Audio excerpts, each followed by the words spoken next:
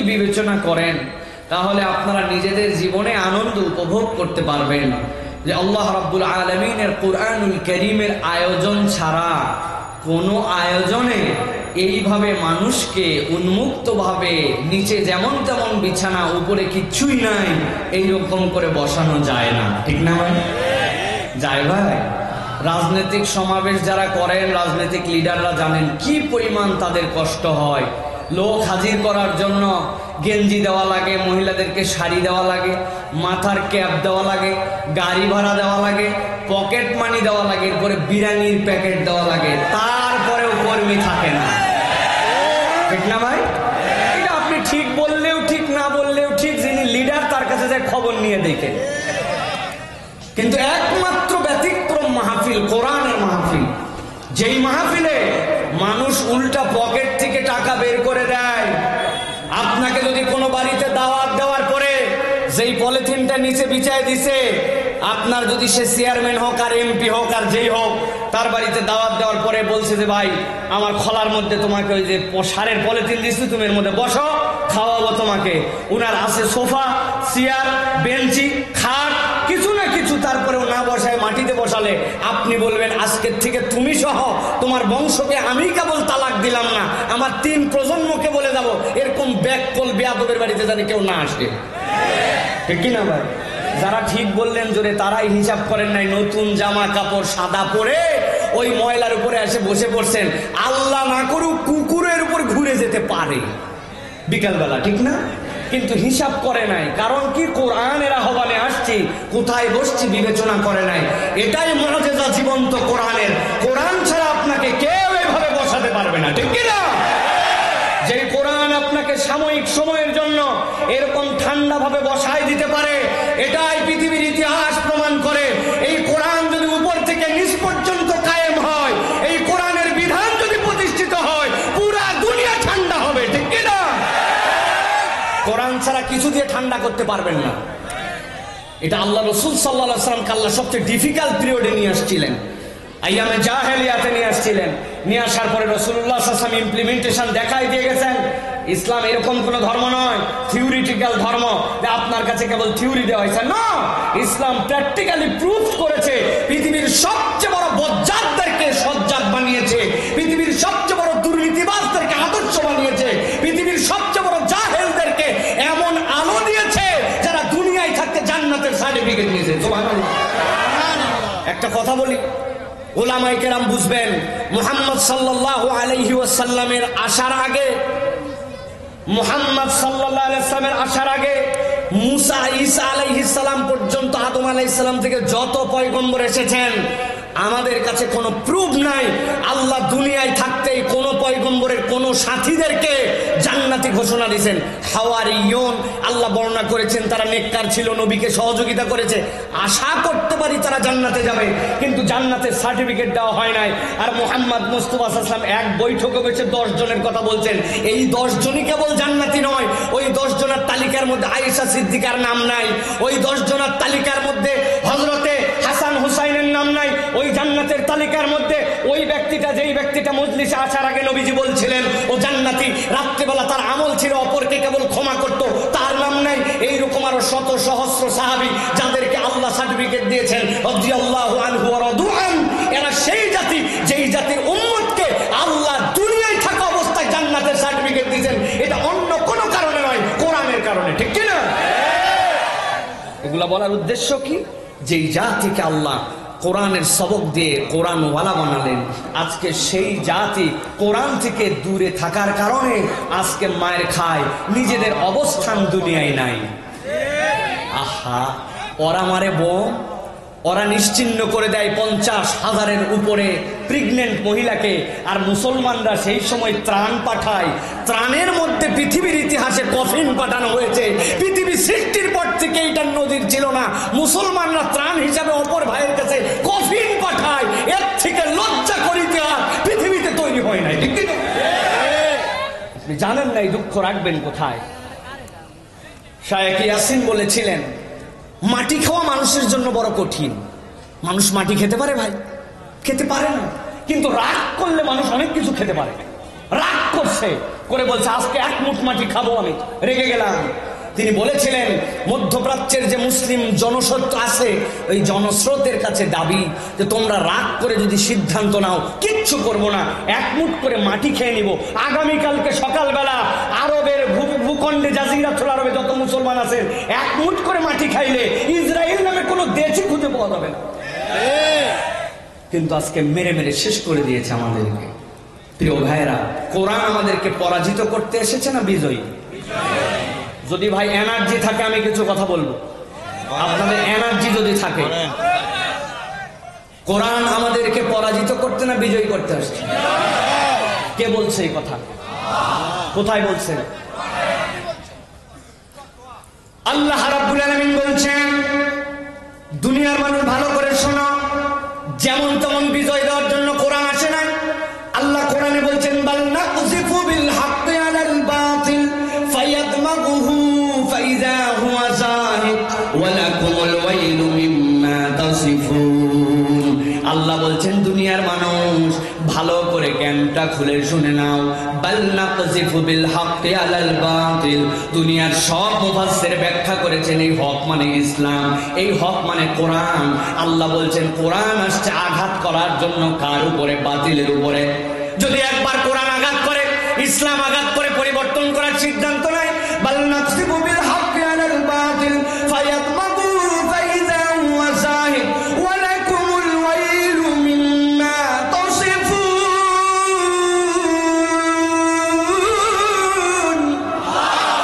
আল্লাহ বলছেন দুনিয়ার মানুষ আঘাতটা কোথায় করবে? ফায়াদমাগুহু, এই আঘাতটা করবে তার ব্রেনের মধ্যে, তার বুদ্ধির মধ্যে, তার সিদ্ধান্তের মধ্যে, তার দর্শনের মধ্যে, তার আদর্শের মধ্যে। আল্লাহ বলছেন আঘাতটা যেমন তেমন হবে না। আল্লাহ বলছেন ফাইযা হুয়া যাহিক, এমন আঘাত হবে, এই দামগুল মানে হচ্ছে ব্রেন, এই আঘাতটা এমন হবে যে বাতিল ইসলামের কাছে নিশ্চিহ্ন হয়ে যাবে। বগুড়ায় দুইটা ছেলে গন্ডগোল লাগাইছে, লাগানোর পর একজন আরেকজনের হাত ভেঙে দিছে। জিয়া মেডিকেলে ভর্তি করছেন, করার পরে ডাক্তার ব্যান্ডেজ ট্যান্ডেজ করে বলছে একটা রাত অন্তত থেকে যান, কেননা কালকে পরীক্ষা করে দেখা হোক হাড্ডি যেভাবে লাগানো হলো এটা ঠিকঠাক আছে কিনা, নইলে অপারেশনে যাওয়া লাগবে। ব্যথায় কাতর, হাত ভাঙ্গা, গলার মধ্যে ঝুলানো, রাত্রেবেলায় ইঞ্জেকশন দিয়ে যখন ব্যথা কমাইছে, জিয়া মেডিকেলে শুয়ে শুয়েও ভাবতেছে খালি হাতটা ভালো হয় না, যেই ব্যথা আমার এক হাত ভাঙছে আল্লাহ বাঁচালে ফেরত যায় আমি দুই হাত। কথা আছে না? জানিস আমি কোন দলের? পাড়া কমিটির সভাপতি। পাওয়ার আছে না? পাড়া কমিটি, বিরাট দাপট ওনার। আর যদি একবার পা ভাঙ্গে বলছে বগুড়া ফেল, এখন চলে যান ঢাকায় পঙ্গু হাসপাতালে, 10 ইঞ্চি 5 ইঞ্চি করে দুইটা ইট পায়ের মধ্যে ঝুলায় টানা দিছে। দেওয়ার পরে বলছে 1 মাস নড়াচড়া বন্ধ, 1 মাস নড়াচড়া বন্ধ, পা টানা দেওয়া। এত মোটা করে ব্যান্ডেজ করে দিছে। রাত্রেবেলা যখন ব্যথা একটু কমছে, শুয়ে শুয়ে ভাবছে আল্লাহ যদি একবার বগুড়ায় আমাকে ফেরত নিয়ে যায়, সেই বেটা আমার বাম পা ভাঙছে, ওর পা, ওর বাপের পা, ওর বেটার পা, 3 জোড়া পা না ভাঙলে আমি বগুড়া চললয়। আছে না? কিন্তু আল্লাহ রাব্বুল আলামিন বলছেন দুনিয়ার মানুষ ভালো করে খেয়াল করো, ফায়াদমাগুহু ফাইযা হুয়া যাহিক। কিন্তু কোন ব্যক্তির যদি ব্রেনের মধ্যে আঘাত করা হয়, ছোট্ট একটা কিছু দিয়ে ব্রেনে মার দিছে, কমায় চলে গেছে, ওরা হুঁশ নাই। বুঝে থাকলে বলেন তো, হুঁশ যদি না থাকে, ব্রেন যদি মার খেয়ে যায়, ওই ব্যক্তির প্রতিশোধ নেওয়ার মতো কোনো চিন্তা করার সুযোগ আছে? আমার আল্লাহ বলছেন এই জন্য ফায়াদমাগুহু ফাইযা হুয়া যাহিক, কোরআন পরিবর্তন করবে তোমার মস্তিষ্কে, চেতনায়। একবার যদি কোরআন চেতনায় পরিষ্কার করে দেয় তোমাকে, বাতিল সেখান থেকে নিশ্চিহ্ন হয়ে যাবে। আর আল্লাহ বলছেন ওয়ালাকুমুল ওয়াইলু মিম্মা তাসিফুন। কথা বলার সময় ঠোঁটটা বুঝে নড়ায়, হিসাব করে কথা বলো। আল্লাহর ব্যাপারে, কোরআনের ব্যাপারে, এই হকের ব্যাপারে যারা উল্টা পাল্টা বলবে, আল্লাহর কাছে কড়ায় গন্ডায় তাদের হিসাব নেওয়া হবে। ঠিক না? এটা আমার কথা নয়, এটা আল্লাহ রাব্বুল আলামিনের কথা। এই জন্য আল্লাহ রাব্বুল আলামিন বলছেন যারা কোরআন শুনতে আসবে, কোরআনের কাছে আসবে, সিদ্ধান্ত নিবে এই কোরআন থেকে আমার জীবন পরিবর্তন করাবো। আল্লাহ বলছেন এই মানুষগুলা সাধারণ কোনো মানুষ নয়, এই মানুষগুলার আল্লাহর কাছে একটা দাম আছে। আল্লাহ এই জন্য কোরআনে বলছেন ওয়ামান আরাদাল আখিরাতা ওয়া সাআ লাহা সা'য়াহা ওয়া হুয়া যদি প্রচেষ্টা করে পরকালমুখী জীবন গঠন করব, আল্লাহমুখী জীবন গঠন করব, মুখের কথা নয়। ও সায়ালাহা সায়াহা, আল্লাহ রাব্বুল আলামিন বলেন কেবল মুখে বলেই শেষ করে না, প্রচেষ্টা করে, উদ্যোগ নেয়, এইটার পক্ষে চলে, শপথ নেয়।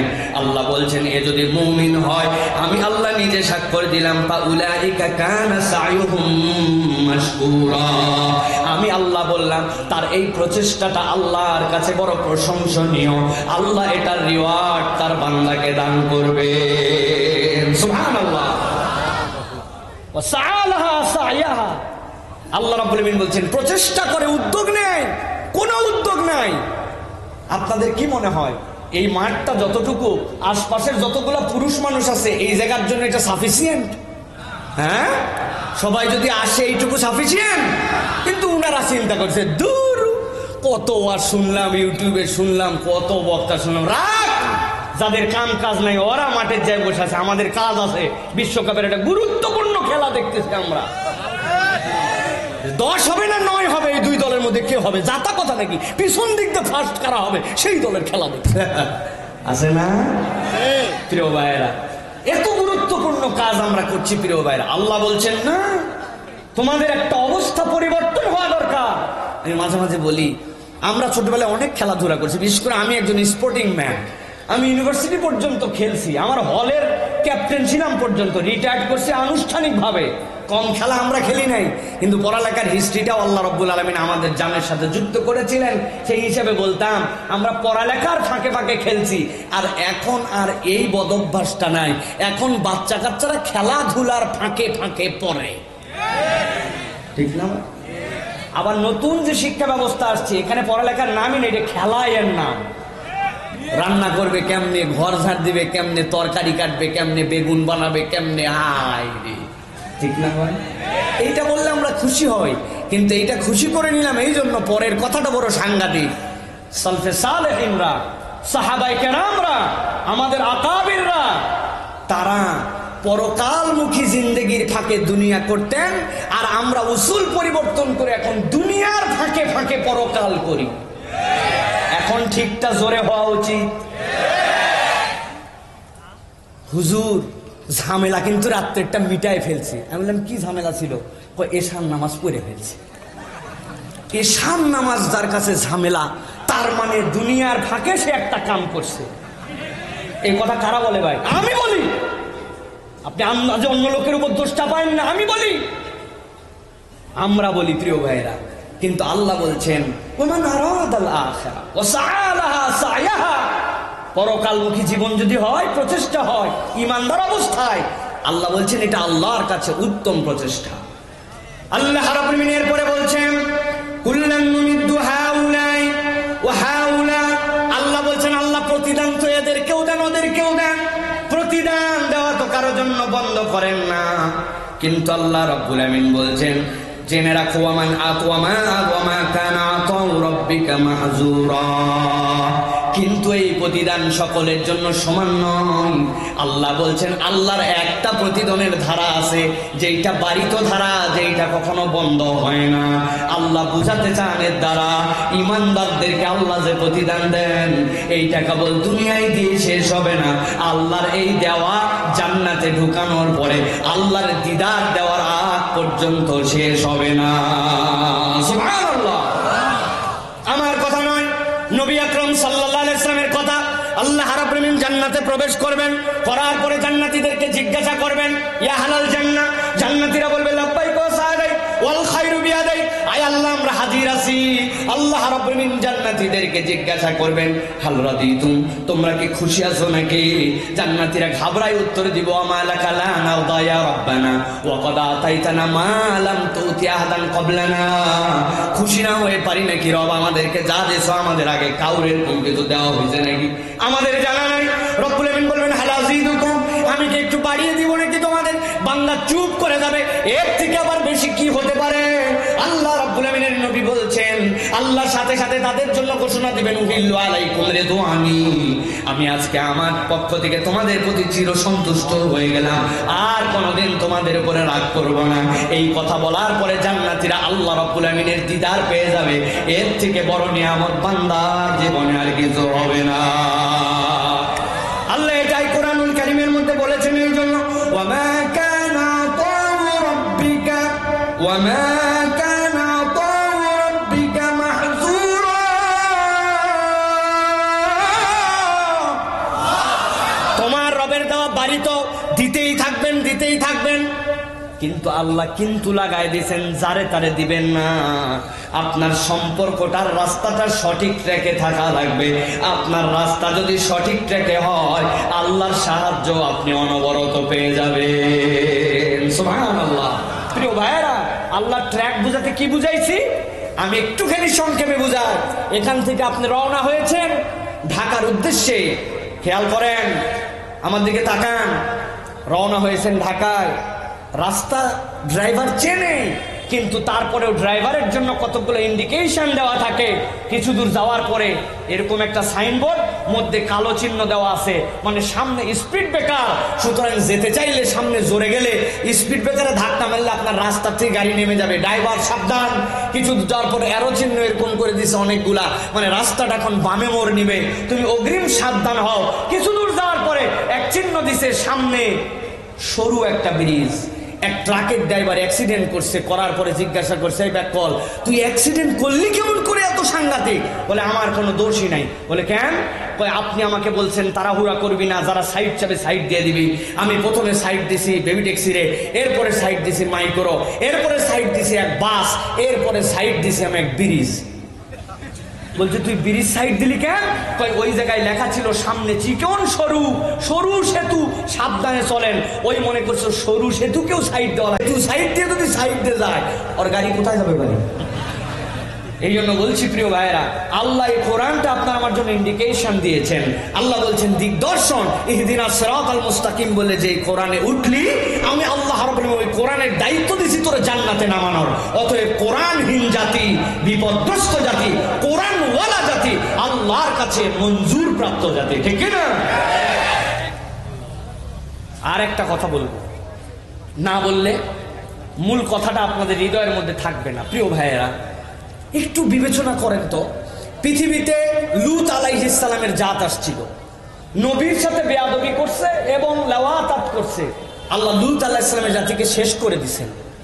এই পৃথিবীতে সালেহ আলাইহিস সালামের কওম, উট আসলো, সেই উট দুধ খাওয়ায়, একটা উট 100 উটের সমান দুধ দেয়, পাহাড় ফেটে বেরিয়ে আসলো, বেয়াদবি করছে, আল্লাহ শেষ করে দিয়েছেন।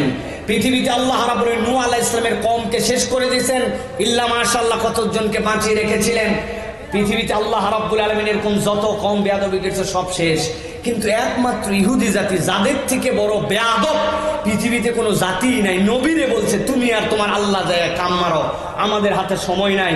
সামি'না ওয়া আতানা, আমাদের আর সামি'না ওয়া আসাইনা তাদের গুনাহগুণ ছিল। নবী হত্যা করা তাদের কাছে একটা ডাল ভাতের মতো বিষয় ছিল। এত বেয়াদবি করার পরেও আল্লাহ এদেরকে ধ্বংস করেন নাই কেন? মুফাসসিরিনে কেরাম যারা বলেন তাদের মতামত দুইটা। একটা, এত বেয়াদব আল্লাহ এদেরকে শেষ পর্যন্ত জিল্লতির সর্বশেষটা দেখাবেন। জিল্লতি কাকে বলে?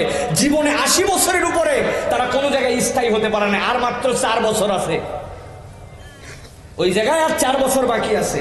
এত জিল্লতি, সারা দুনিয়া ঘুরে বেড়াইছে। সর্বশেষ এমন দিন আসবে যখন গাছের পেছনে যে দাঁড়িয়ে যাবে আর গাছ বলবে আমার পিছে ইহুদি আছে, এরা হত্যা করো। এইভাবে পৃথিবীর থেকে তাদেরকে লাঞ্ছিত করে নিশ্চিহ্ন করা হবে।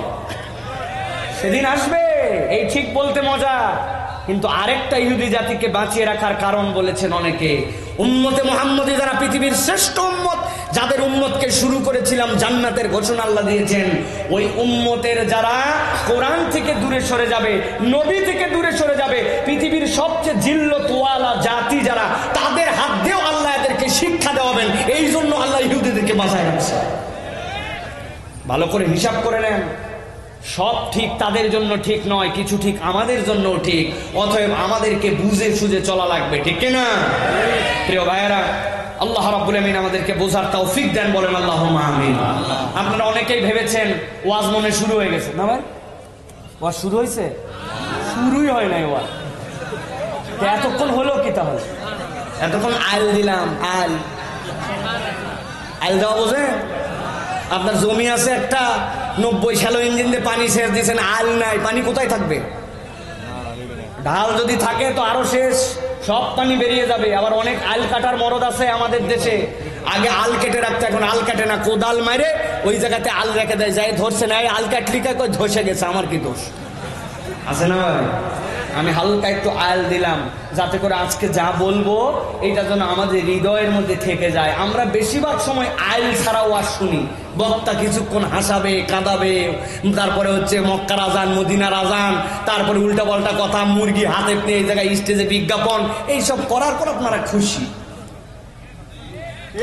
আজকে এরকম কিছু শুনতে পাবেন না প্রিয় ভাই, আমি এগুলো জানি না প্রিয় ভাইয়েরা, এই জন্য আমি একটু আল দিলাম, মূল কথাটা একটুখানি বলতে চাই, যদিও এত রাত পর্যন্ত আমি কথা বলতে চাই না। আমি 10:30 আজকে মাহফিল শেষ করতে চেয়েছিলাম, কিন্তু যাই হোক কোনো কারণে দেরি হয়েছে আপনাদের কাছে। প্রিয় ভাইয়েরা, আমরা আজকে কোরআনুল কারীম থেকে একটু কথা শুনবো, তবে তার আগে আপনাদের জন্য একটু আনন্দের বার্তা আছে। সেটি হচ্ছে আজকের মাহফিলের শ্রোতা তারা যাদের বয়স 40-এর নিচে, আর যারা 40-এর উপরে তাদের জন্য গণছুটি ঘোষণা করা হলো। আপনারা চলে যেতে পারেন, রাত অনেক হয়ে গেছে, জীবনে বহু আর শুনছেন, আপনারা না থাকলেও আমাদের কোনো কষ্ট নাই, আমাদের মঞ্চে যারা আছেন তারা সব। কিন্তু যাদের বয়স 40-এর নিচে, আপনি মনে করছেন দাঁড়ায় আছে এই জায়গায়, ফুস করে বাইরে দিকতে চলে যাব, এত সোজা নয়। আমি যতক্ষণ থাকবো, ওয়াজ ভালো লাগলেও থাকা লাগবে, না লাগলেও থাকা লাগবে। রাজি আছেন তো? একদম যাবেন, দোয়া ঈসা করা করবো, বুঝবেন খেলা কি দোয়া করবো? আল্লাহদেরকে হেদায়েত দিয়ে দাও। মনে করছেন ভয় দেখাচ্ছি, ধ্বংসের দোয়া করব, আল্লাহ অধিকার দেন না আমাদেরকে এটা করার। প্রিয় ভাইরা, আমার নবী কখনো কাউকে বদদোয়া করে ধ্বংসের দোয়া করেন নাই। আল্লাহ রাব্বুল আমিন আমাদেরকে হেদায়েত দেন, বলেন আল্লাহুম্মা আমিন। আপনারা আছেন তো ভাই? কারা কারা আছেন? 2 হাত উঁচু করে তোলেন, শক্ত করে টান টান করেন, আমেন। হাত সোজা করেন, সোজা সোজা, বুক টান টান করে সোজা করেন, বুকের হাড্ডি ফুটছে কিনা দেখেন, কোমরটা নড়াচড়া দেন। এই দেখো তো কারা কারা হাত তুলতে পারেনি, বাচ্চা কাচ্চার মধ্যে হাতগুলো তুলে দেন, সোজা করে। এই পিচ্ছাই, ওইটা হাত তুলে না কেন? এটা হাত তুলে, হাত শক্ত করেন, কোমর নড়াচড়া দেন, গলাটা পরিষ্কার করেন। এতগুলো লোকের গলা পরিষ্কার হয়েছে, ভালো করে পরিষ্কার করেন। আপনারা মাস্ক পরে কি হয়েছে ভাই? হ্যাঁ, ইয়াং ম্যান তো হাত তোলেন, শক্ত করে হাত তুলছেন, গলা পরিষ্কার করছেন, হাতটা বুক বরাবর নেন, বুক বরাবর নিচ্ছেন, আবার হাতটা সোজা করেন, হাত বুক বরাবর নেন। এবার আমরা একটা তাকবীর দিতে চাই, পারবেন ইনশাআল্লাহ? জীবনে এরকম করে তাকবীর দেয় নাই, এরকম করে যারা দিতে পারবেন তারা বলেন আল্লাহুম্মা আমিন। আজগুবি বলবেন না, বুঝে বলেন। যারা জীবনে এরকম করে তাকবীর দেন নাই, আল্লাহর নাম উচ্চকিত কণ্ঠে উচ্চারণ করেন নাই, আজকে করবেন সিদ্ধান্ত নিয়েছেন, তারা খালি বলেন আল্লাহুম্মা আমিন। হাত দুটো এরকম করছেন, আমি যখন লিল্লাহি তাকবীর বলবো হাত দুটো উপর দিকে ছুড়ে দিতে হবে, পারবেন না ইনশাআল্লাহ? পারবেন ইনশাআল্লাহ? এদিকে দেওয়া যাবে না, উপর দিকে দিতে হবে। রাজি তো ইনশাআল্লাহ? রেডি? দেখে একটু তাকবীর দেন, লিল্লাহি তাকবীর, লিল্লাহি তাকবীর, আল কোরআনের আলো, আল হাদিসের আলো, তোমার নেতা আমার নেতা, তোমার নেতা আমার নেতা, লিল্লাহি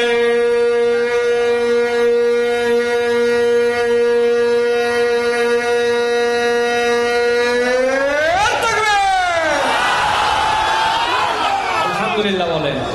শয়তান আছে উপশহর পার, ঠিক কিনা ভাই? আল্লাহ কবুল করুক। প্রিয় ভাইয়েরা, ছোট্ট একটা কাজ বাকি আছে, করে ফেলবো? করে ফেলবো ভাই?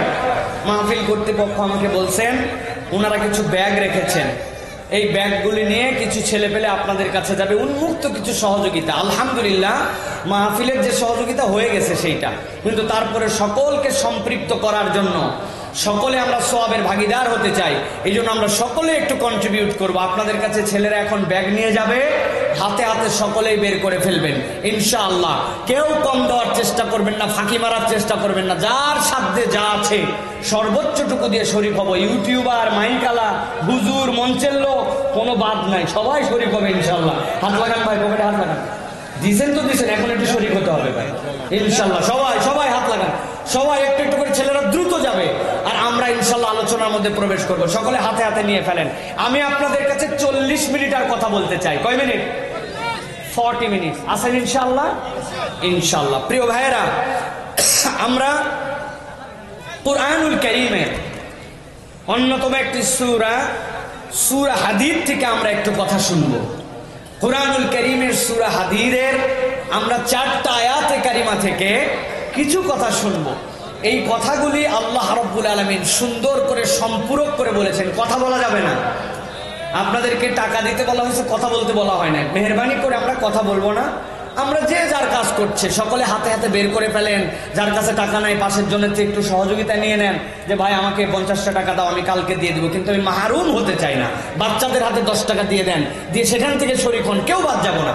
অল্প অল্প করে আমরা ইনশাল্লাহ একটু শরীক হওয়ার চেষ্টা করব। প্রিয় ভাইয়েরা, আমরা সূরা হাদীদ থেকে একটু কথা শুনবো। প্রিয় ভাইয়েরা, সূরা হাদীদ কুরআনুল কারীমের 57 নম্বর সূরা। কয় নম্বর সূরা? মুখ দিয়ে বলেন, কয় নম্বর? 57 নম্বর সূরা। এই সূরার 4টা আয়াতে কারিমা, যে আয়াতে কারিমার মধ্যে আল্লাহ রাব্বুল আলামিন 4টা চিত্র অঙ্কন করেছেন। এই 4টা চিত্র মিলায়া আল্লাহ একটা শিক্ষা উম্মার জন্য দিয়েছেন। আমরা এই 4টা চিত্র মাথার মধ্যে বুঝে এই শিক্ষাটা হৃদয়ে ধারণ করে ইনশাআল্লাহ আমরা চলে যাব। সকলে বলি আল্লাহুম্মা আমিন। সবাই বলেন নাই? আমরা যারা যেখানে দাঁড়িয়ে আছি, বসে আছি, যে অবস্থায় আছি, আমরা সকলে বলি আল্লাহুম্মা আমিন। ইউটিউবার ভাইয়েরা, তোমাদের তো ভিউ হবে, ব্যবসা হবে, কিন্তু তোমাদেরকেও আমাদেরকেও এক জান্নাতে যাওয়ার প্রচেষ্টা করতে হবে। সুতরাং আমিন যদি তোমরাও না বলো ভাই, খালি যদি ধান্দা করো যে ওয়াজ রেকর্ড করব, বেশিরভাগ ইউটিউবারদের জন্য আমি নসিহত করি, দাঁড়ায়া মুতে মাগরিব এশার নামাজ না পড়ে কোরআনের তাফসির নিয়ে কম্পিউটারে নামায় আপলোড করে ফজরের নামাজ না পড়ে ঘুমায় যায়। আছে না ভাই? আছে। এরকম করলে হবে না তো। নিজের পরিবর্তনের জন্য চিন্তা করতে হবে। সবচেয়ে আগে আমার জন্য নসিহত, আমার ভিতরটা আপনারা জেনে ফেললে আর স্টেজে উঠতে দিতেন না।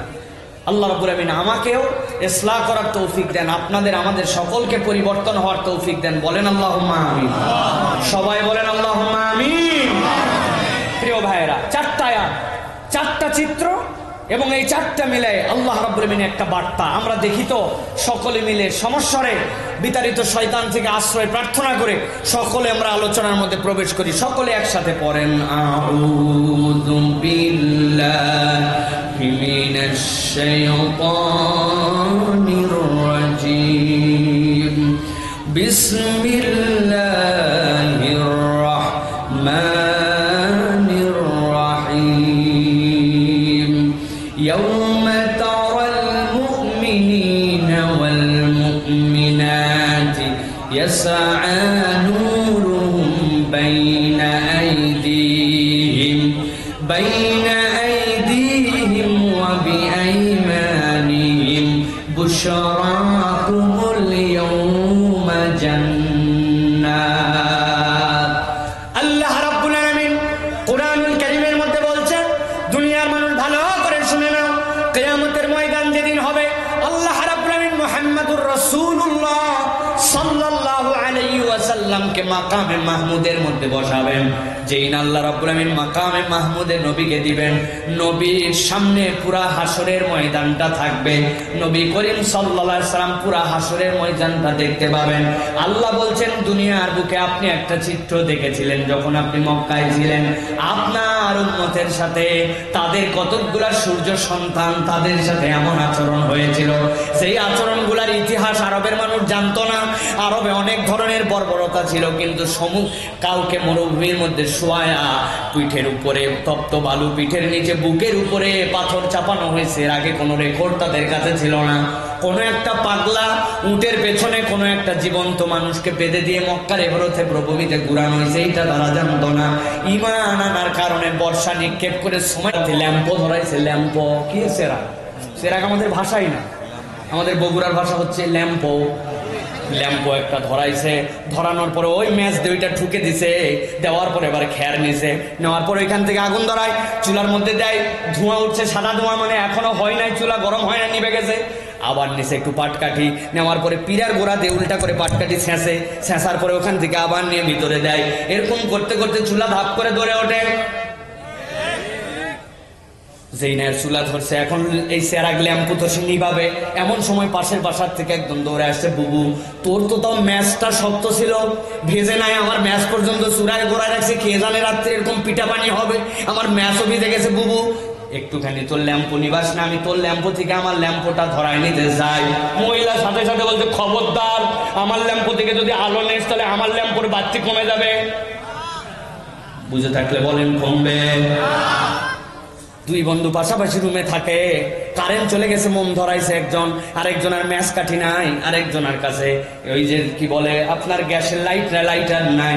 এখন ওই বন্ধু আসছে আমার কাছ থেকে মোম থেকে একটু মোম ধরাই নেবো। বলেন তো মোমের থেকে মোম ধরালে ওই মোমের আলো কমে? আল্লাহ রাব্বুল আলামিন বলছেন মুনাফিকরা বলবে সাথে সাথে তাদের জন্য উনজুরু না, একটু অপেক্ষা করো। কেন অপেক্ষা করবো? নাকতাবিস মিন নূরিকুম, তোমাদের থেকে অল্প একটু আলো নিব ভাই, একটুখানি আলো, বেশি আলো নয়। কেননা তোমাদের কাছে যে আলো আছে আলোটা অভিনব আলো, এই আলো দিয়ে অন্য পথ চলতে পারে না, যার আলো তার জন্য। কিন্তু তোমাদের আলো নিয়ে আমরা একটু পথ চলতে চাই, এই জন্য একটু দাঁড়াও ভাই। আল্লাহ বলছেন দুনিয়ার বুকে ইমানদাররা কখনো ধুমকি ধামকি দাপট পাওয়ার এইগুলার ব্যবহার মুখের অপপ্রয়োগ করে নাই।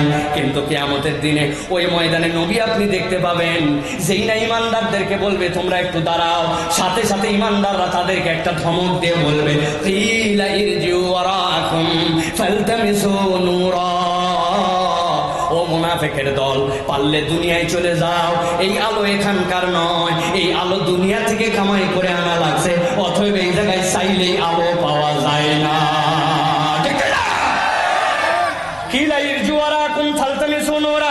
এই আলো এখানকার নয়, বেটা যদি আলো পেতে চাও তাহলে দুনিয়ায় চলে যাও।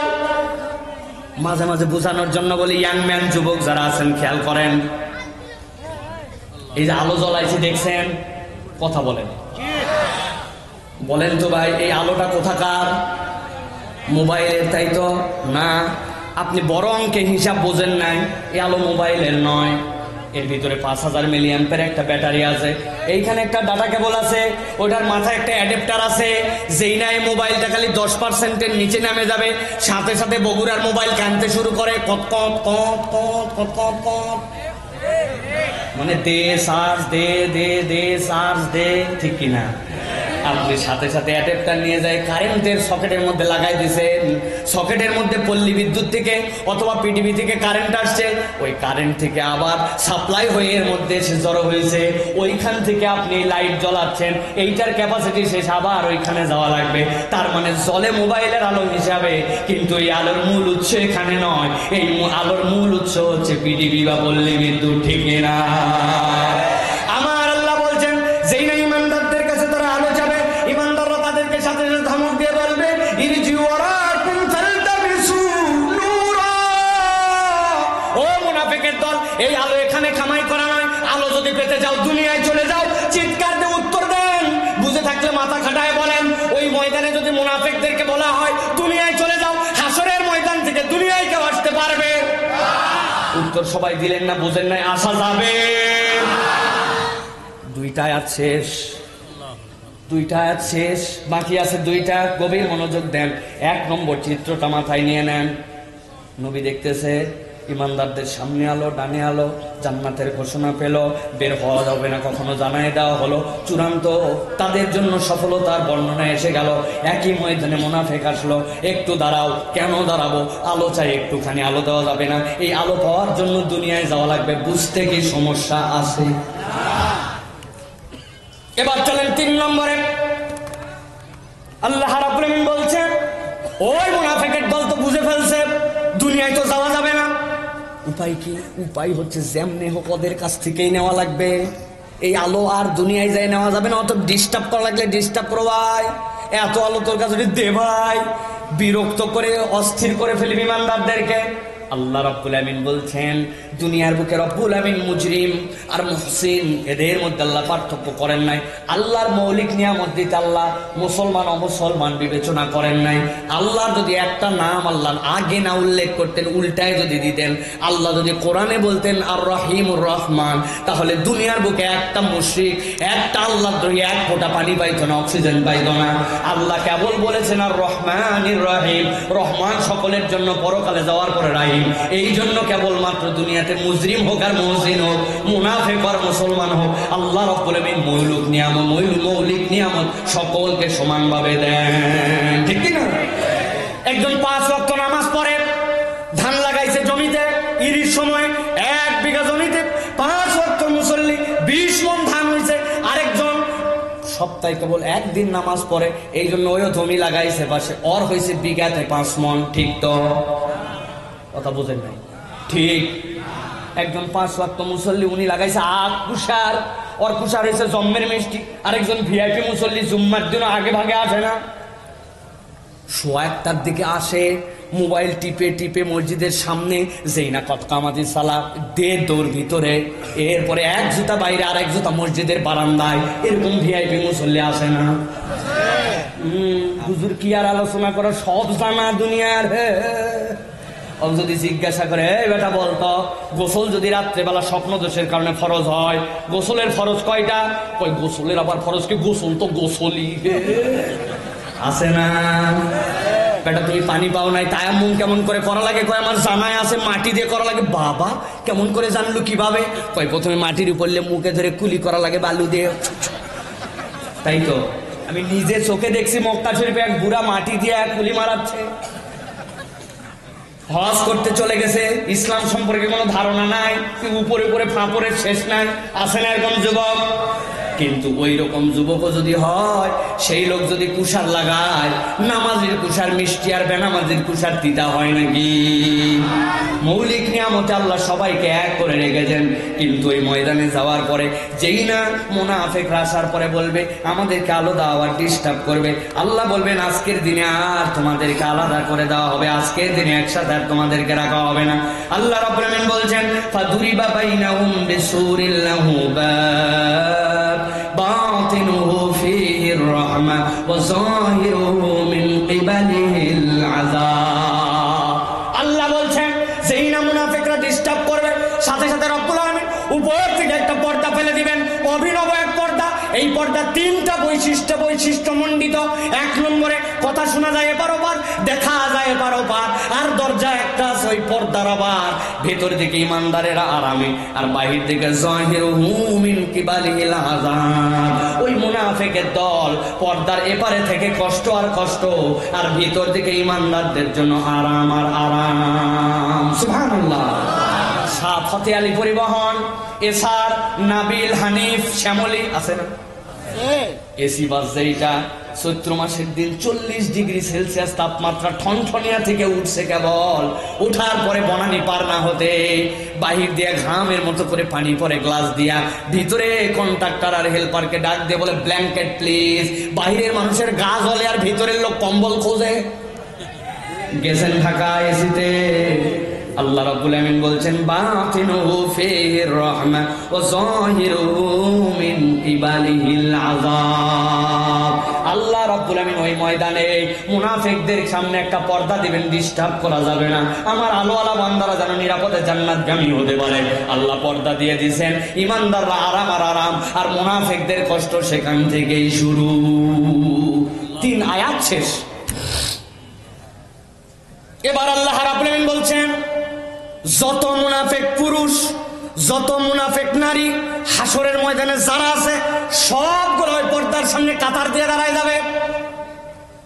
সব কাতারে দাঁড়াবে, ভিতরে ইমানদাররা ভিআইপি মুডে আছে, আরামে আছে, আর ইমানদারদের দ্বারা তাদেরকে আল্লাহ একটা মানসিক কষ্ট দিবেন। দুনিয়ার বুকে মুনাফিকরা বাহ্যত ক্ষতি যা করছে তার থেকে বেশি মুসলমানদেরকে মানসিক কষ্ট দিয়েছে। আল্লাহ নবী তার ইতিহাসে যত কাঁদছেন, কোন কান্নার বর্ণনাতে এরকম আসে নাই। নবীজি কাঁদতে কাঁদতে দাড়ি মোবারক ভেজে, বুক মোবারক ভেজে, মাটিতে পর্যন্ত পানি পড়ে গেছে। আল্লাহ নবী এই মানসিক কষ্টটা পাইছিলেন বদরের দিনে। কেননা 1000 লোক গেল, দেখলেন হঠাৎ করে চলে গেল 700 জনের মতো লোক কমে গেল, ইসলাম বিজয় পেয়েছে, কিন্তু মুনাফিকরা মানসিক কষ্ট দিয়েছে। আল্লাহ বলছেন যেই পর্দাটা তাদের মধ্যে দেওয়া হবে, ফাদুরিবা বাইনাহুম বিসুরিল লাহু বাব, ওই পর্দার মধ্যে একটা দরজা থাকবে। মুফাসসিররা ব্যাখ্যা করছেন দরজা কেন লাগবে। দরজা দেওয়ার উদ্দেশ্য, দরজাটা ইমানদারদের দিকে, হুরকাটা আমার দিকে, সিটকানিটা আমার দিকে, কবজাটা আমার দিকে, আমি চাইলে খুলতে পারি, না চাইলে খুলতে না পারি। আল্লাহ ইমানদারদেরকে শান্তি দিছেন, আর দরজা খোলা না খোলার দায়িত্বটা তাদেরকে দিছেন।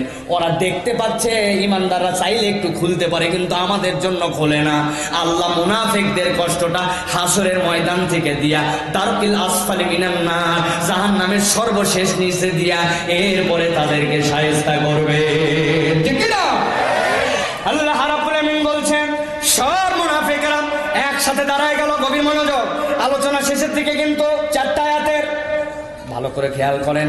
আল্লাহ রাব্বুল আমিন বলছেন সবগুলা এক হয়ে একসাথে বলতে শুরু করবে, ইউনাদুনাহুম আলাম নাকুম মাআকুম ক্বালু বালা। সব মুনাফিক দাঁড়িয়ে গেছে। দাঁড়ানোর পরে তারা জিজ্ঞাসা করবে ইমানদারদেরকে, ইমানদারেরা তোমাদের আলো ছিল, তোমাদের কাছে একটু আলো চাওয়ার কারণে তোমরা বলে দুনিয়ায় চলে যাও, দুনিয়ায় যাওয়া সম্ভব নয়, তারপরে ডিস্টার্ব করলাম, পর্দা পড়ে গেল, এখন কষ্ট আর কষ্ট আমাদের, তোমাদের আরাম। একটা কথা বলবে নাকি ভাই, আমাদেরকে একটু আলো চাইলাম, তোমরা আমাদের সামনে যে দেখলা আমাদেরকে আর আলো না দিয়ে আমাদেরকে এরকম ধমকি ধামকি দিলা, একটা কথা বলো তুই না দুনাহুম আলাম নাকুম মাকুম, আমরা কি তোমাদের সাথেই দুনিয়ায় ছিলাম না? আমাদেরকে কি চেনো না? একই এলাকায় বসবাস করি নাই, একই বাজারে বাজার করি নাই, একই রকম টুপি পরে কি ঘুরি নাই? আমার বাপকে তুমি চিনতে না নাকি? আমাদেরকে কি চেনো না? এই উত্তরটা দাও, এই যে ব্যবহার করছো। ইমানদাররা সমস্যারে বলবে ক্বালু বালা, বলো কি না চিনে কি তোমাদের সাথে আচরণ করছি নাকি? আল্লাহ তোমারে চিনাইছে, তোমার বাপ দাদারে চিনাইছে, তোমাদের সাথে চিনে বুঝেই এই আচরণ করা হয়েছে। আল্লাহ রাব্বুল আমিন বলছেন এবার ওই ইমানদারেরা, যে ইমানদাররা বললো যে তোমাদেরকে চিনি, মাহজুফ, এই জায়গায় আয়াত নাই, কিন্তু ভাবলে বুঝবেন। দেখেন এরকম করে মিলে কিনা।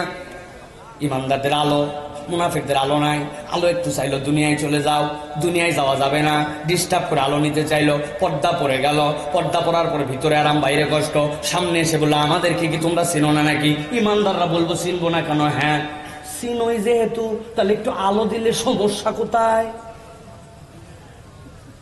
আল্লাহ রাব্বুল আমিন এবার বলছেন দুনিয়ার মানুষ ওই কিয়ামতের ময়দানে যেই না তাদেরকে বলবে ক্বালু বালা, এরপরে ইমানদারেরা ওই মুনাফিকদেরকে বলবে ভাই চিনি জানি সবই ঠিক আছে, কিন্তু এত চেনার পরেও আজকে তোমরা যে আলো হারা, আজকে যে তোমরা পথ হারা, আজকে যে জাহান্নামের দিকে যাচ্ছ, আল্লাহ রাব্বুল আমিন বলছেন ইমানদাররা সাথে সাথে তাদেরকে 4টা কারণ বলে দিবে।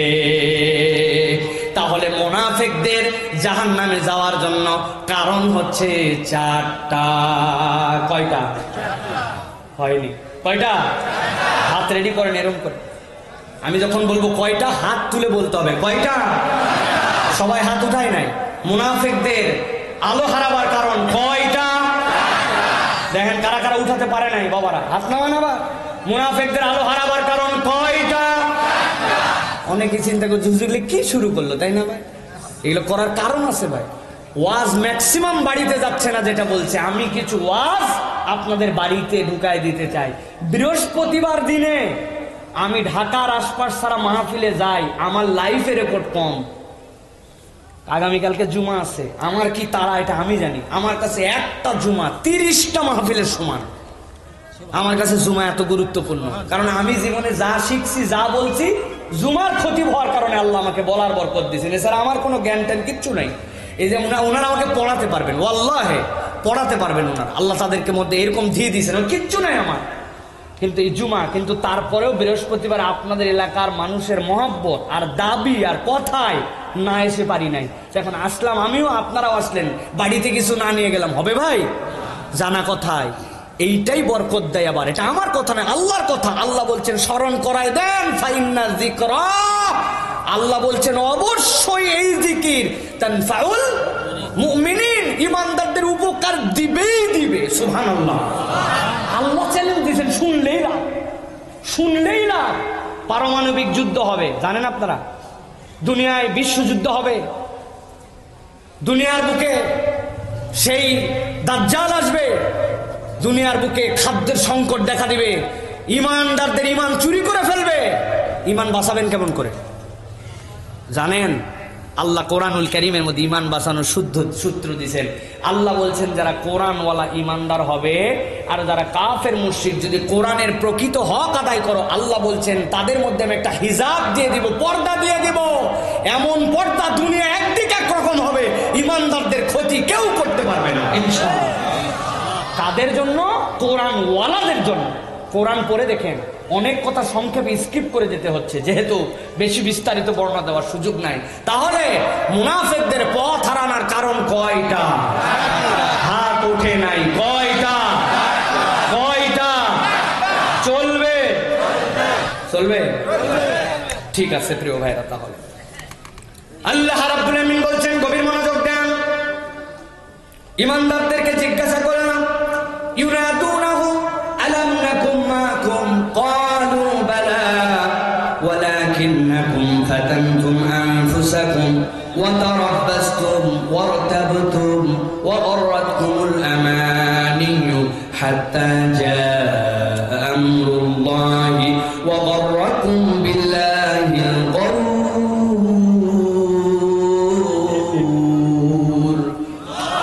আল্লাহ রাব্বুল আমিন বলছেন, এবার ঈমানদাররা বলতে শুরু করবে। কি বলতে শুরু করবে? তারা বলতে শুরু করবে, এক নম্বর তোমাদের অপরাধ, জানাই দিচ্ছি তোমাদেরকে, ভালো করে শোনো। কি অপরাধ তোমাদের?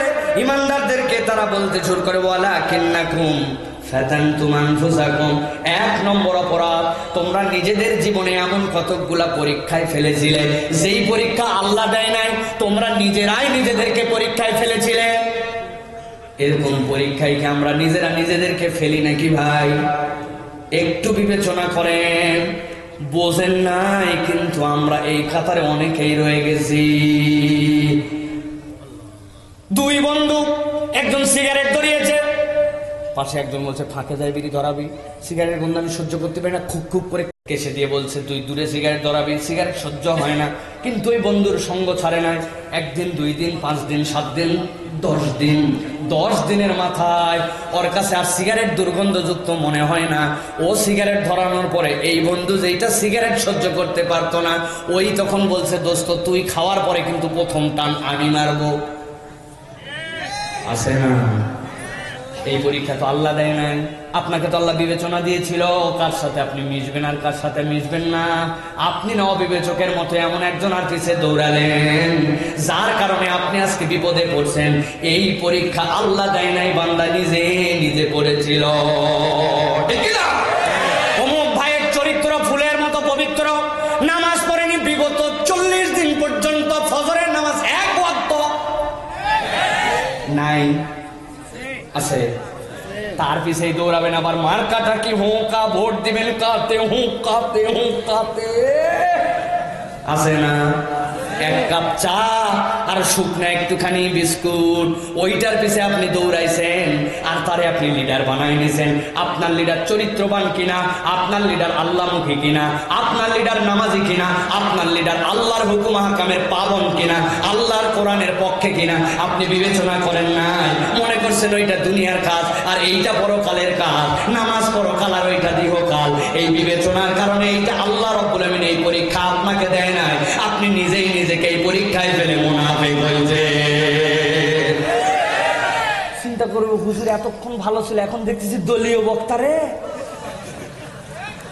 আমাদের একটা দল আছে, উনি আর আমি একই দলের পার্টির সদস্য। আলা ইন্না হিজবাল্লাহুমুল গালিবুন, আমাদের দলের নাম দুনিয়ার কোন পার্টির নয়, আল্লাহর কথা যেইটা সত্য সেইটাই বলি, এইটাই আমাদের দল, এইটাই ঈমানদারদের প্রকৃত দল। বাকি দুনিয়ার যেইগুলা দেয় এগুলা থাকবে, এটা নিয়ে হেডেক করার মতো সময় আমাদের নাই। ঠিক না?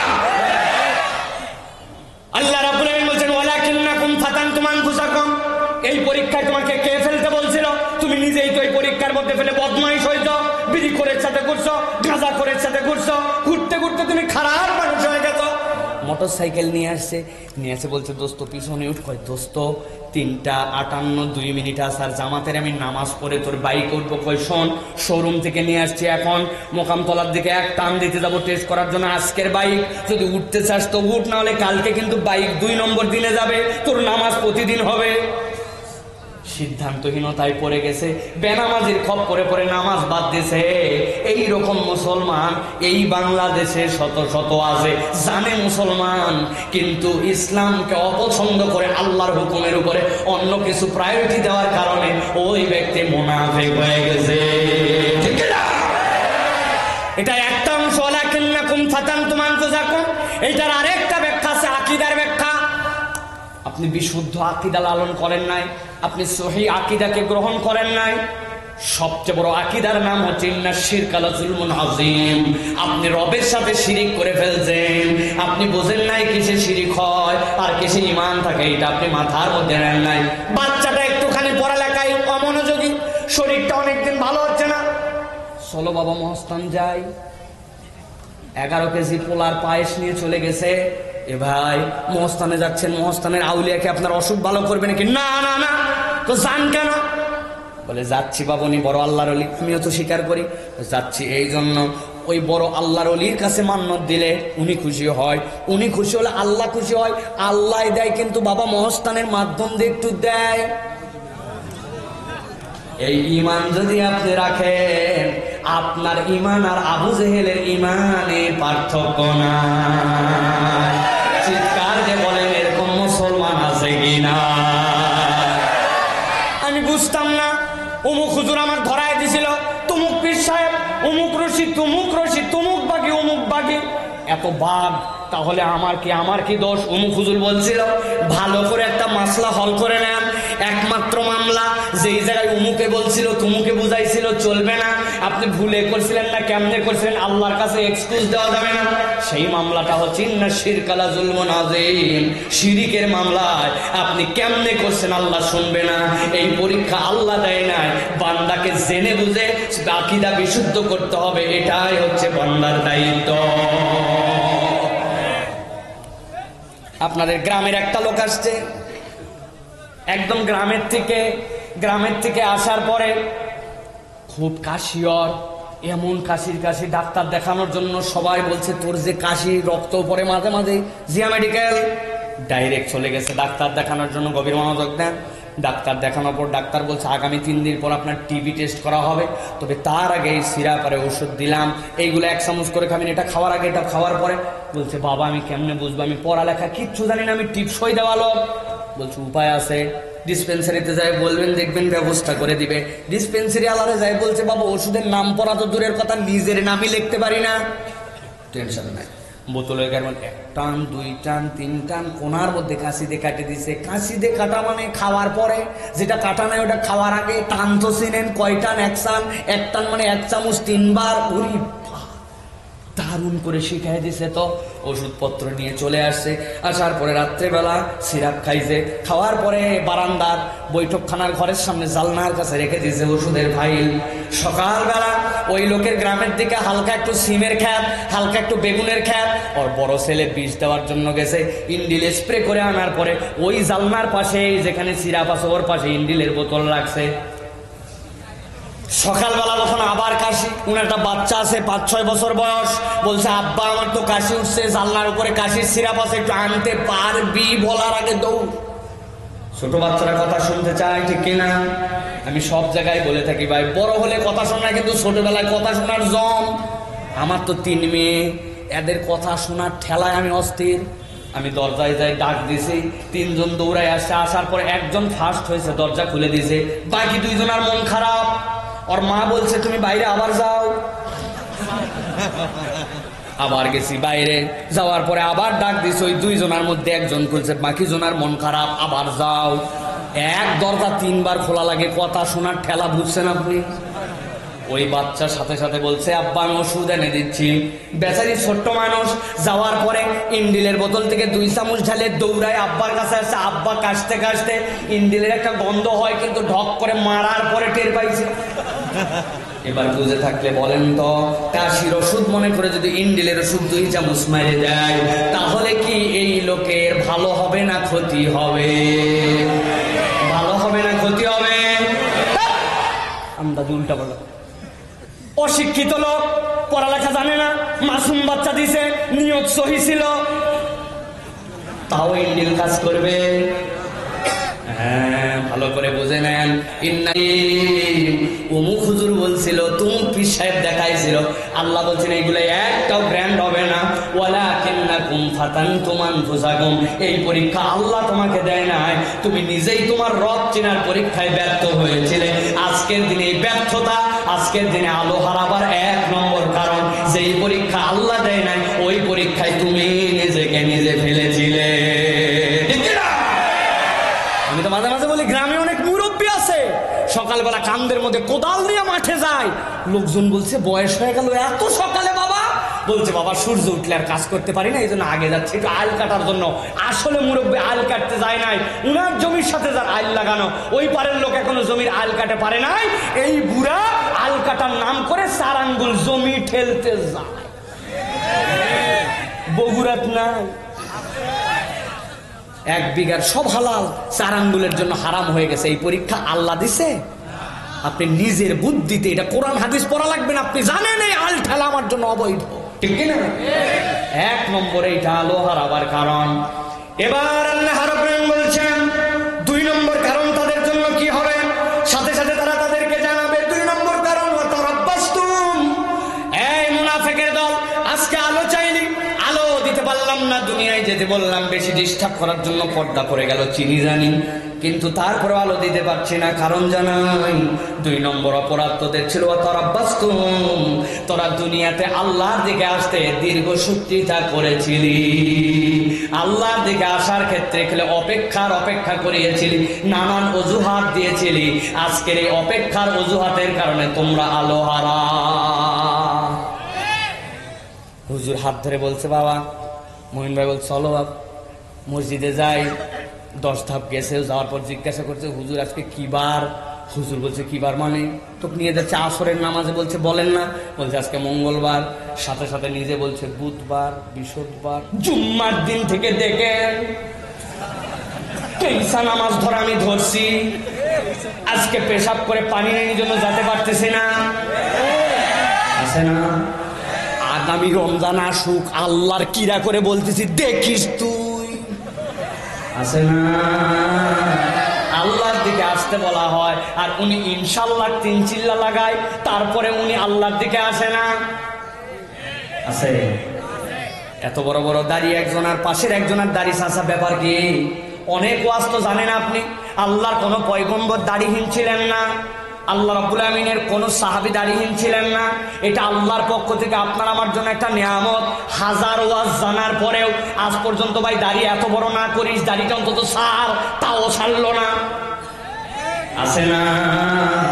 কেন ছাড়লেন না? বয়স হয়নি এখনো, বউ পছন্দ করে না, আনস্মার্ট লাগে। আপনি অন্য অজুহাত দিয়ে পার পাবেন, কিন্তু দাড়ি রাখাকে আনস্মার্ট বললে আপনার ঈমান চলে যাবে। নবীর আদর্শকে আপনি তাহলে অস্বীকার করে ফেলছেন। টাকনুর নিচের কাপড় আজ পর্যন্ত উঠাতে পারলেন না, আরে উল্টা আমল করে। নবীজি বলছেন নামাজের মধ্যে হাত গুটায়ও না, পাঞ্জাবি গুটায় না, আর ও মসজিদে ঢোকার পরে কাত কামাতি সালার বলে পা গুটায়, আছে না? কেন ভাই? কবে আপনি পরিবর্তন হবেন? এই তো হুজুর কিছুদিন পর যখন পূর্ণ 5 ওয়াক্ত নামাজ ধরে বলবো তখন থেকে অপেক্ষা করাইছেন আর অপেক্ষা করাইছেন। আল্লাহ বলছেন ওয়াতারাব্বাসতুম, আল্লাহর দিকে আসতে তোমার এই অপেক্ষা, ওই দিন তোমার আলো হারানোর কারণ হবে। হাজার হাজার মা বোনেরা আসছেন, মা সুন্দর করে জামা কাপড় পরে আসছেন না, কেবল তার উপর দিয়ে বোরকা, হাত মোজা, পা মোজা, কত চমৎকার করে আসছে, আর মেয়েটাকে সাথে নিয়ে আসছে, 3 পিস পরে চলে আসছে। তার পোশাক আশাক দেখলে পুরুষ অন্যদিকে চোখ থাকলে ওই দিকে চোখ ঝেড়ে যায়। যার পর্দার বিধান আল্লাহ 50-60 পরে হালকা করলেন, তার পর্দার কোনো শেষ নাই। আর যার পর্দা করা লাগবে তার পর্দার খবর নাই। ওর মাকেই যদি বলেন আপনার বেটি পর্দা করে না কেন, হাজি সাহেব, অমুক সাহেব, তমুক সাহেব, আপনার বোন, আপনার খালা, আপনার ফুফু, আপনার চাচতো ভাই বোন অমুক পর্দা করে। আমিও বিয়ের পরে পর্দা ধরেছিলাম, ইনশাল্লাহ আমার বেটির বিয়ের পরে পর্দা ধরে ফেলবে, আছে না? আল্লাহর দিকে আসতে শুধু অজুহাত আর অজুহাত। আল্লাহ বলছেন সমস্যা নাই, ওয়াতারাব্বাসতুম, আল্লাহর দিকে আসতে যে অপেক্ষা করছো, এইটার কারণে তোমাদেরকে কিয়ামতের দিনে আলো হারানো লাগবে। হজ করে না বলে, কেন হজ করে না? বলে আমার নগদ টাকা নেই। নগদ টাকা না থাকার কারণে হজ করে না। অথচ 1% জমি বিক্রি করে দিলে, 1 কানি জমি বিক্রি করে, 2 কাঠা জমি বিক্রি করলে ওর হজ ফরজ, কিন্তু হজ করতে যায় না। যারাও যায় তারা ইয়াং বয়সে যায় না, বুড়া বয়সে যায়। এটার কারণ আমি আমার জীবনের প্রথম হজের দিনেই জানতে পারছি। ছোটবেলায় হজে গেছি, তখনও তো একদম মানে কত বয়স তখন, 2003 সালে এয়ারপোর্টে যাওয়ার পরে এক মুরব্বী বলছে, আমাদের এলাকার থেকে তো হজে যাচ্ছ? বললাম হ্যাঁ হজে যাচ্ছি। হজের যাচ্ছ, হজ ধরে রাখবো কিভাবে? আমি বললাম বড় বড় দুটো ব্যাগ নিছিস স্যার। না আমি আমরা ব্যাগের মধ্যে হজ ধরে থাকা স্যার। আমি বললাম না, আমরা বই কিনবো তো বাপ বেটা, তখন মনে করছে হজ ধরা মানে ওখান থেকে কিনে আসবো, তার জন্য কোনো প্রযোগ যা ব্যাগ করবো টাকা। এখনো বিয়ে করলো না, শাদি করলো না, কিচ্ছু করলো না, এখন দুনিয়ার ব্যবসাপাতি সব করে আছে, তুই হজ ধরে রাখবো কেমনে? আমি 60 বছর পর্যন্ত দুনিয়া সব করে এখন চলে যাচ্ছে, আসার পর আর কোনো এগুলা কার পরিবারের মধ্যে নেই। আমি হজ ধরে রাখার পূর্ণ প্রস্তুতি নিয়ে গেছি। এদিকে বদমাইশি, বান্দরামু, শয়তানি সব কমপ্লিট। আল্লাহর ঘরে যায় মনে করছে একবারে হজ ধরে রাখবে। আল্লাহর জন্য এই যে অপেক্ষা করছেন, এই অপেক্ষা করানোর কারণে কিয়ামতের দিনে আলো হারানো লাগতে পারে, ঠিক কিনা? প্রিয় ভাই, আল্লাহ রাব্বুল আলামিন এরপর ইমানদারদের দিয়ে বলাচ্ছেন 4টা কারণ, তার মধ্যে 2টা কারণ। 3 নম্বরে আল্লাহ রাব্বুল আলামিন বলছেন, ওই মুনাফিকদের কি ইমানদাররা বলবে তোমাদের 3 নম্বর অপরাধ হচ্ছে ওয়ারতাবতুম, তোমরা আল্লাহর বিধিবিধানের মধ্যে সন্দেহ করতে। আল্লাহ রাব্বুল আমিনের যে হুকুম আহকাম ছিল এটার মধ্যে তোমরা সন্দেহ করেছিলে। চিৎকার করে একটা মুখ যেন বন্ধ না থাকে, দাঁড়ানো, বসা, শোয়া, আধা ঘুমানো, ঘুমানো, জিজ্ঞাসা করবো উত্তর দেন। আমরা কেউ কি আল্লাহর বিধানের সন্দেহ করি? ওই সবুজ জামা পরে আছেন ভাই, আপনি উত্তর দিছেন। সবুজ টুপি, সবুজ জামা, ব্লু কালারের গায়ের, ব্যাস ভালো করে বলেন, আল্লাহর কোন বিধানে কি আমরা সন্দেহ করি? ইচ্ছা করে জোরে উত্তর নিছি। এবার আমরা একটু হিসাব বরাবর করব, আল্লাহর বিধানে সন্দেহের পার্টি আমাদের মধ্যে আছে কিনা। একদল তো ডাইরেক্ট সন্দেহকারী, আরেক দল ইনডাইরেক্ট সন্দেহকারী। বগুড়া অঞ্চলে বিয়ে শাদী হয় ভাই? বিয়ে শাদীর ইসলামের বিধানের মধ্যে বিয়ের মধ্যে 3টা হুকুম। 1 নম্বরে হচ্ছে বিয়ের মধ্যে ইজাব আর কবুল, ফিকুল আহনাফ অনুযায়ী এটা ফরজ আপনার আমার জন্য। এরপরে 2 নম্বর ওয়াতুন নিসা সাদুকাতিহিন্না, আপনার মোহরানা দেওয়া, এটা উজুব আপনার জন্য, এটা আপনাকে দিতে হবে, ফরজও বলেছেন কেউ কেউ। 3 নম্বর নবীজি বলছেন আউলিম ওয়ালাউ বিশাতিন, একটা ছাগল দিয়ে হলে অলিমা করো ছেলের বাড়িতে। ইসলামের বিয়ে ইজাব আর কবুল, দেনমোহর আর অলিমার অনুষ্ঠান, ইসলামের বিয়ে শেষ। কিন্তু আমাদের বগুড়া অঞ্চলের বিয়া, এর 4 দিন আগের থেকে গীত, তার আগের থেকে মেহেদি সন্ধ্যা, তার আগে হলুদ সন্ধ্যা, এরপরে এলাকার সবচেয়ে পাওয়ারফুল মাইকের দোকান থেকে ডেক নিয়ে যায় বিয়ে বাড়ির মধ্যে ডিস্টি ডিস্টি ডিস্টি ডিস্টি ডিস্টি ডিস্টি। আছে নাকি? বুঝে থাকলে বলেন আছে। আপনি যেই বাড়িতে ডিস্টি ডিস্টি হচ্ছে, 4 বাড়িতে যায় বলছেন, মুরব্বী একজন আছে, হাজি সাহেব, নামাজি সাহেব, ওই বাড়িতে আপনার বাড়িতে এগুলা কি শুরু হয়েছে? এত গান বাজনা অত্যাচারের মতো হয়ে গেছে। বলছে বাবা, মানুষের বিয়ে একবারই হয়, সবাই কম বেশি করে, একটা দিনই তো বাপ, মানা করে লাভ নাই, করুক, বাচ্চা কাচ্চা মানুষ বড় হলে ঠিক হয়ে যাবে। আছে না? এই কথা বলার দ্বারা আপনি কি বলছেন জানেন? এই কথা বলার দ্বারা আপনি বলছেন ইসলামের বিয়ের যে ইজাব আর কবুল, ইসলামের বিয়ের যে দেন মহরার অলিমার অনুষ্ঠান, এইটার দ্বারা আপনার শান্তি, তৃপ্তি, ইসলামের বিনোদন ফুলফিল হয় না, আল্লাহর বিধান ফুলফিল নয়। এর জন্য গান লাগে, বাজনা লাগে, এর জন্য লাল পানি লাগে, নীল পানি লাগে, এর জন্য আপনার সেলফির প্রোগ্রাম লাগে, এর জন্য আপনার গান বাজনা লাগে। এইটা যদি বলেন ডাইরেক্ট আপনি স্বীকার করেন না, কিন্তু ইনডাইরেক্টলি আপনি বুঝাইছেন আল্লাহর বিধানে অপূর্ণতা আছে, এটাই আল্লাহর বিধানে সন্দেহ করা। এরকম মুসলমান আছে নাকি? ভালো করে বোঝেন। আল্লাহ রাব্বুল আমিন এই জন্য বলছেন ওয়ারতাবতুম। আরো সাংঘাতিক কথা আছে। অনেকেই বলে সুদের কারবার কেন করো? 1450 বছর আগে সুদ মুদ এগুলা চলতো না, কিন্তু এখন যে মডার্ন ওয়ার্ল্ড, ইম্পোর্ট এক্সপোর্ট, দুনিয়া ট্রেড, এগুলো সম্পর্কে কোনো নলেজ আছে নাকি মোল্লাদের? সুদ ছাড়া এখন চলাই যায় না, ঠিক কিনা? ঠিক তো না? এত বড় দাঁড়িয়ে বলে ঠিক, সুন্দর করে ধরছে। আরে আপনি বুঝেনি নাই, এই কথা বললে আল্লাহর বিধানে সন্দেহ করা হয়। ইন্নাদ দীনা ইনদাল্লাহিল ইসলাম, আল ইয়াউমা আকমালতু লাকুম দীনাকুম ওয়া আতমামতু আলাইকুম নি'মাতি। এইগুলো আয়াত একটাও আপনার পক্ষে সাপোর্ট করবে না। তখন আপনি যদি বলেন সুদ ছাড়া চলা যায় না, তাহলে আপনি যদি এটা বিশ্বাস করেন, এর সাথে ইনভলভ করেন, কমসে কম এটাকে যদি অপছন্দ না করেন, আল্লাহর বিধানে সন্দেহকারী হিসাবে হাসরের ময়দানে আলো জ্বলবে না। এই সাবর দাড়িওয়ালা মুরব্বী দাদনের ব্যবসা করে, আছে টাকা লাগায়, আছে আছে মানে ঘরে ঘরে হয়ে গেছে। এক মুরব্বীর কাছে আমি কত জায়গায় বলি যাই, বলছে বাবা 1,000 টাকা দেন, নাই টাকা নাই হাতে, যা। আবার বলছে বাপরে 1,000 টাকা দেন না একটু, বলছে নাই বললাম টাকা। খানিকক্ষণ পরে বলছে মুরব্বী এত স্যাতেন কে, আপনি কি মনে করছেন এমনি টাকা নিব নাকি? আজকে শনিবার দিন 1,000 টাকা দিবেন, আগামী মঙ্গলবার 1250 টাকা। বলছে ব্যাক কল কোথাকার, মানুষের হাতের টাকা থাকে নাকি ঘরের? চল ঘরে নিয়ে চলে গেছে। যাওয়ার পরে 1,000 টাকা দিয়ে বের হয়ে আবার বলছে লাগলে আরো 1,000 দেওয়া যাবে, তোর চাষিও কিন্তু এই ব্যবসা করে। তবে যা করবি তাড়াতাড়ি কর, মাগরিবের ওয়াক্ত হয়ে যাচ্ছে, আমি কিন্তু জামাত ধরবো। আসরের নামাজের পরে দাদনে টাকা খাটাইয়া মাগরিবের নামাজ আবার ধরতে যায়। এইরকম মুনাফিক মার্কা মুসলমান আছে কিনা? আছে কি আবার ভাই? আছে বললে তো অপরের ঘাড়ে যাই বলে বলেন আমরা আছে লাগাইছেন, এগুলো তো আমাদের সমাজের মধ্যে আছে। আল্লাহ বলছেন তুমি বোঝোই নাই, তুমি তোমার রবের বিধান অস্বীকার করেছ।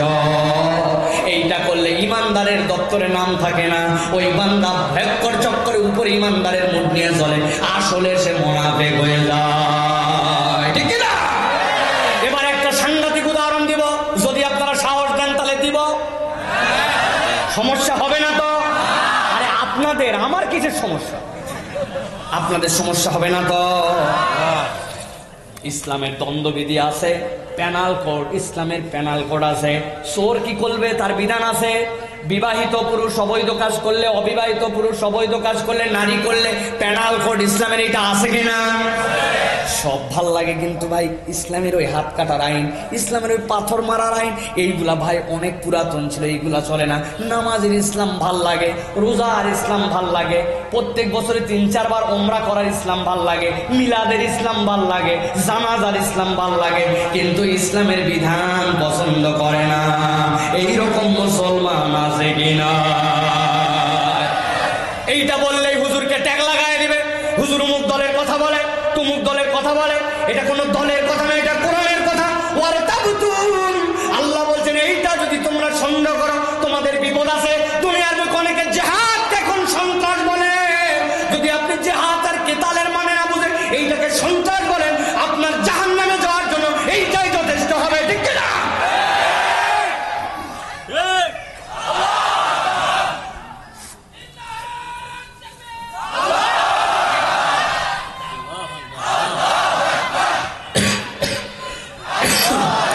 ভালো করে বুঝেন, দুনিয়ার বুকে সব জায়গায় ইসলামের অর্থনীতি নাই।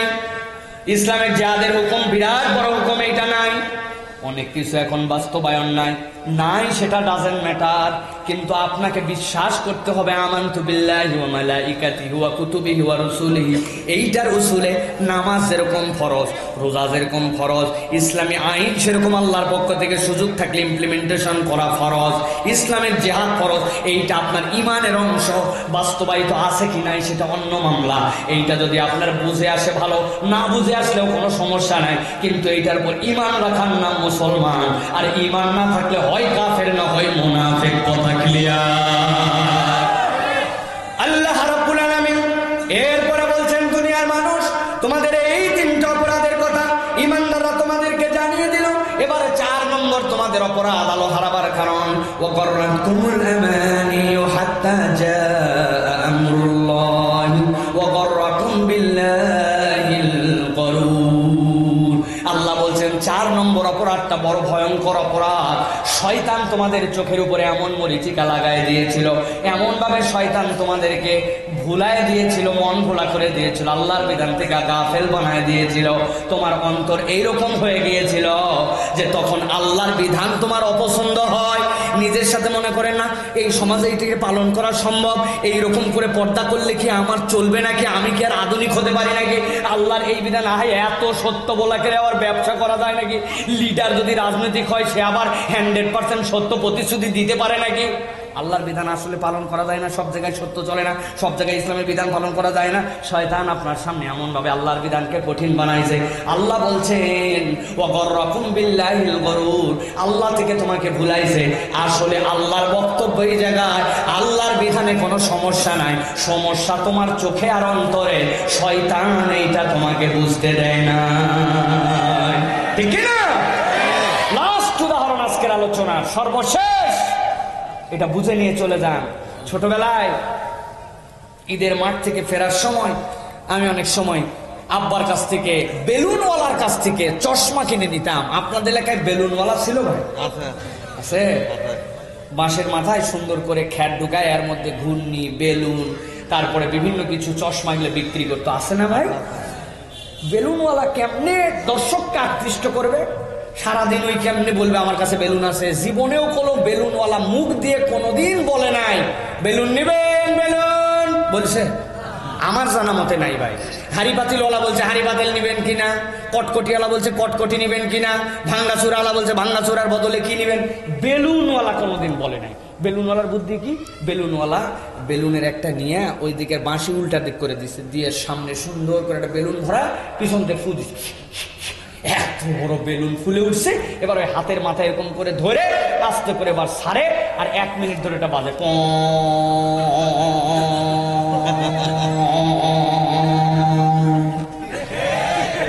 ওই বেলুনওয়ালার কাছে থেকে আমি 2 টাকা দিয়ে একটা চশমা কিনে নিছি।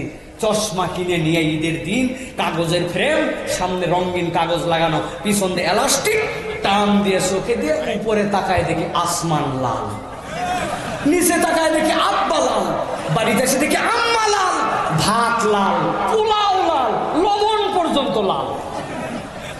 আনন্দ শেষ লালের। আম্মার থেকে টাকা নিয়ে এবার 2 টাকা দিয়ে এবার আরেকটা চশমা কিনছে, এবার হলুদ। কিনে চশমা যেই দিছি উপরে দেখে আসমান লাল, আব্বা হলুদ, আম্মা হলুদ, ভাত হলুদ, পোলাও হলুদ, সব হলুদ। হাজার হাজার জনতার কাছে জিজ্ঞাসা, উত্তর দেন আসলে কি আমার আব্বা লাল, আম্মা হলুদ, আসমান লাল, লবণ কি হলো না? আসলে আব্বা আব্বার রঙে আছেন, আসমান আসমানের রঙে আছে, লবণ লবণের রঙে আছে। আমার চোখের চশমা লাল অথবা হলুদ। আল্লাহর বিধান কিয়ামত পর্যন্ত সব মানুষের জন্য সুইটেবল। শয়তান লাল অথবা হলুদ চশমা লাগায়া আপনাকে বুঝাইছে এইটা এই সমাজে চলে না, এইটা তোমার জন্য পারফেক্ট নয়। সমস্যা আল্লাহর বিধানে নয়, সমস্যা আপনার আমার চোখ আর অন্তরে, ঠিক না? আল্লাহ রাব্বুল আলামিন এই জন্য বলছেন, দুনিয়ার মানুষ, ওয়াগাররাতকুমুল আমানিয়ু হাত্তা জা আমরুল্লাহ, এই শয়তান কাণ্ডে তোমাদের মৃত্যুর ঘোষণা চলে আসছিল, এমন অবস্থা হয়েছে। ওয়াগাররাকুম বিল্লাহিল গরুর, তোমরা আল্লাহ ভুলে গেছিলে, আল্লাহ ভোলার কারণে তোমাদের এই পরিণতি। তাহলে আল্লাহকে ভোলা লাগবে না আল্লাহকে স্মরণে রাখা লাগবে? স্মরণে রাখতে হবে। কিভাবে স্মরণে রাখবো? ওই প্রথম কথায় আবার চলে যান, কোরআনওয়ালা জীবন যার, আল্লাহ রাব্বুল আলামিন বলেছেন মুক্তির বার্তা আছে তার কাছে। যারা দুনিয়ার বুকে পরকালমুখী জীবন চালাবে, ওয়াসাআলাহা সাইলাহা ওয়া হুয়া মুমিন, আল্লাহ বলছেন যে প্রচেষ্টাটা করবে সেই তো মুমিন। ফাঁকা বলি দিব আর রেডিমেড ইমানদার পাবো। সব লোক মিলে কান্দে করে নামায় আলা মিল্লাতে রাসূলুল্লাহ বলবে, আর আপনি পগার পার দিয়ে পার হয়ে যাবেন। ইসলামটা সহজ হলেও এত সস্তা নয়। কথা কি বুঝাতে পারছি আপনাদেরকে? তাহলে প্রিয় ভাইরা, আজকের কথা এ পর্যন্তই আপনাদের কাছে। তবে আবারও সামারি করি আর জিজ্ঞাসা করি আপনাদের কাছে, পেছন থেকে একজনকে বলতে হবে, প্রিয় ভাইরা, কোরআনকে আমাদেরকে পরাজিত করতে আসছে না বিজয়ী? বিজয়ী যে করতে আসছে। কোরআনের মূল মায়ের কোন জায়গায়? ব্রেনে। কোথায়? নৈতিকতায় পরিবর্তন করে। ইসলাম নৈতিক পরিবর্তন করায়, ফাউলি দেয় না। এটা 1 নম্বর বিষয়। 2 নম্বর, উত্তম মুমিনের গুণাবলী, পরকালমুখী জিন্দেগি চালাবে এবং প্রচেষ্টা করবে। এই কথা কোথায় আছে? কিয়ামতের দিনে আলোপ্রাপ্ত দল আর আলোহীন দল। এই আলোহীন দলের আলো না পাওয়ার কয়টা কারণ? ওই আম গাছের গোড়ার থেকে একজন বলেন 1 নম্বর কারণটা কি? বলেন একজন, 1 নম্বর কারণ কি? বলতে পারবেন না? 1 নম্বর কারণ ভুলে গেছেন?